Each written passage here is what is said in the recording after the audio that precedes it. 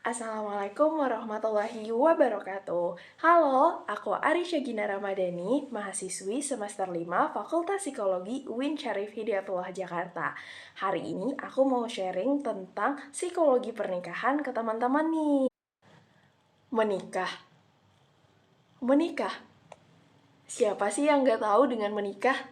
Dan mungkin bagi beberapa orang, menikah adalah salah satu impian terbesar dalam hidupnya.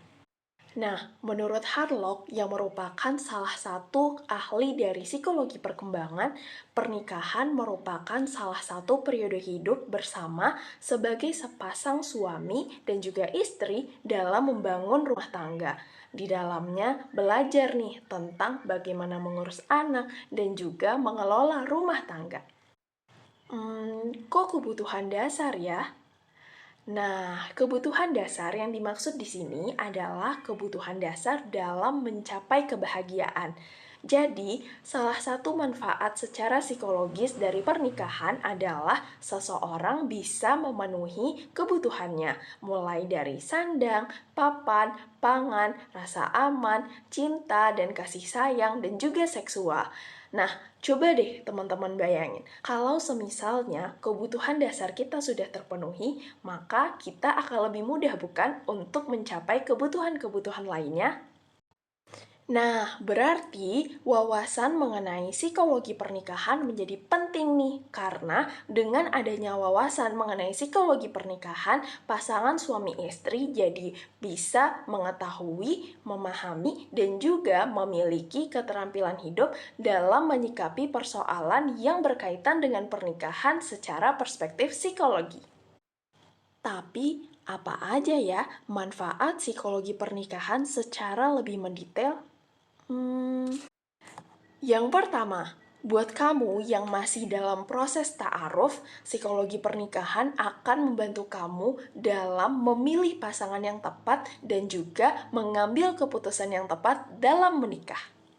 Yang kedua, buat kamu yang baru saja menikah atau sudah melakukan ijab kabul, kamu jadi tahu nih gimana sih caranya supaya bisa beradaptasi dan menyesuaikan diri dalam pernikahan.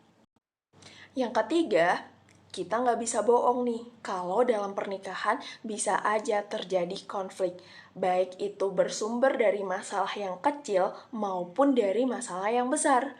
Nah, dengan adanya psikologi pernikahan, ini bisa ngebantu kamu banget untuk menyikapi dan belajar gimana sih caranya menghadapi persoalan seperti ini.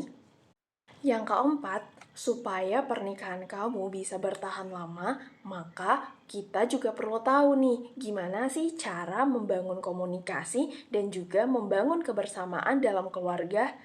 Nah, di psikologi pernikahan, kamu akan diberitahu gimana cara komunikasi yang efektif dan juga membangun rasa di tengah-tengah keluarga.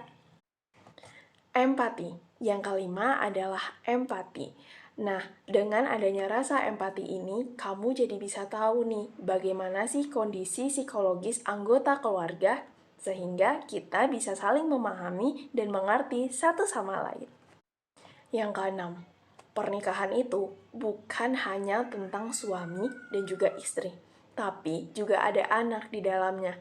Nah, psikologi pernikahan juga membantu kita nih untuk mengetahui dan memahami gimana sih cara pengasuhan anak dan cara membesarkan anak yang baik. Yang ketujuh, nah ini masih berkaitan dengan anak nih. Dengan psikologi pernikahan, kamu akan dibantu untuk memahami bagaimana sih caranya mendidik dan membangun karakter anak.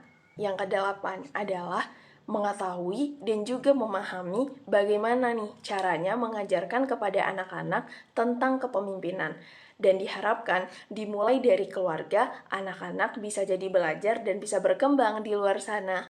Jadi, yuk belajar tentang psikologi pernikahan, karena ilmu dari psikologi pernikahan akan bermanfaat banget nih buat kamu yang belum menikah ataupun yang sedang menjalani pernikahan saat ini. Oke, terima kasih teman-teman sudah menonton tayangan ini. Mohon maaf apabila ada kesalahan. Wabillahi taufik wal hidayah. Wassalamualaikum warahmatullahi wabarakatuh. Dadah!